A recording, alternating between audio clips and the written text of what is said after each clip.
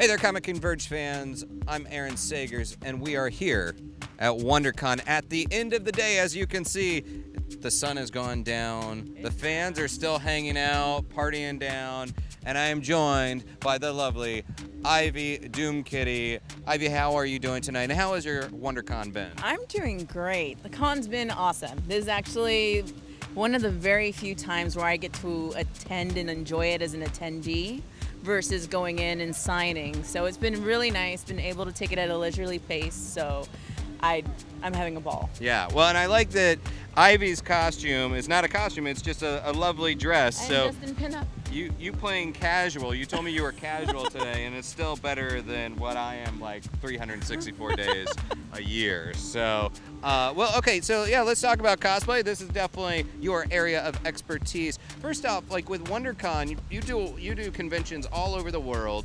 What makes the WonderCon cosplay kind of interesting and unique from your perspective? What I like about the cosplay here at WonderCon is that you see a lot of large groups.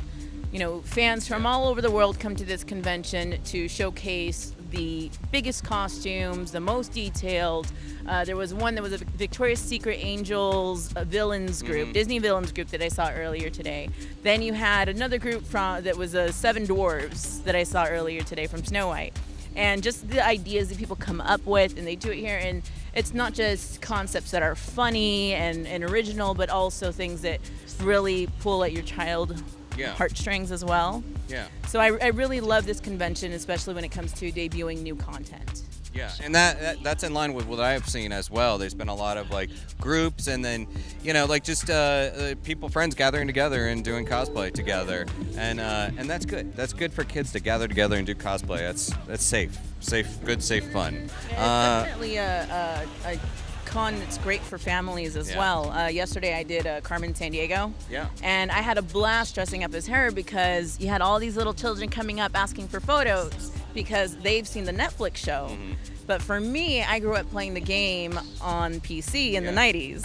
So a very different world for me, but at the same time, there's just this generational gap that we now are meeting together, which I think is wonderful. For certain. I love that multi-generational level. And and actually I'm curious about with the generations of cosplayers now. We are now probably 2 generations, I would say, into cosplay as a thing, maybe 1 generation. So how has it kind of evolved in your opinion? What is any current trends that you're seeing in cosplay in the industry, both amongst the crafty side and any themes, anything like that you could talk about? Well, what I'm seeing is that initially people were not open to sharing their tips and techniques on how to make costumes. Now the community it's just a plethora of information. You can Google anything, learn how to make anything, and have no prior knowledge to it.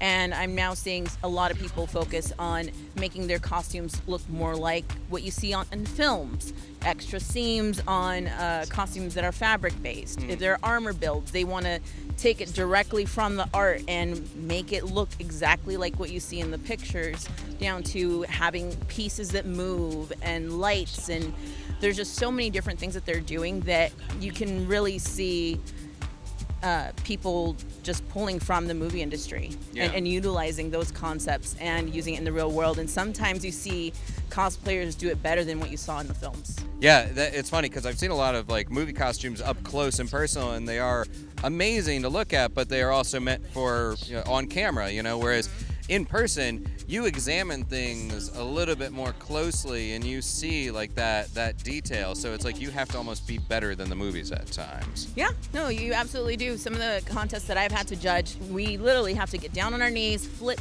everyone's seams, make sure that everything is finished. It has to be perfect, pressed. If it's armor, the inside has to look just as clean as the outside. Your paint job has to be pristine, and there's just so much effort that goes into it. And you just see every year it just gets better and better and better. Yeah. And then I find myself looking at my costume saying, wow, I can learn from this person, I can learn from that person, and it's really great in that sense because you learn from your own peers as well. Constant learning process. And okay, so looking ahead in cosplay, the future of cosplay, any forecasting that you can do, anything that you predict is going to be big, that you're going to be seeing more and more of, that we should look out for? I just say bigger costumes, more armor, definitely more armor. We've been seeing a lot more armor builds, but I think that we're going to see things on a larger scale, a lot more mashups. You're going to see fabric-based costumes that are so detailed that, again, just like it competes with the film industry. You know, you see people now in the cosplay community getting jobs or getting commissions from people that are in the film industry because their costuming is so good. Yeah. So I think that that's a really, really great thing because, you know, that just shows you that your dreams can come true. You can work for a company like Marvel or a company like DC just by following something that you were doing just as a hobby. Well, and finally, how about you? Where are you putting your energy as a creator now? I know you do cons all over the place. Where are you putting your energy?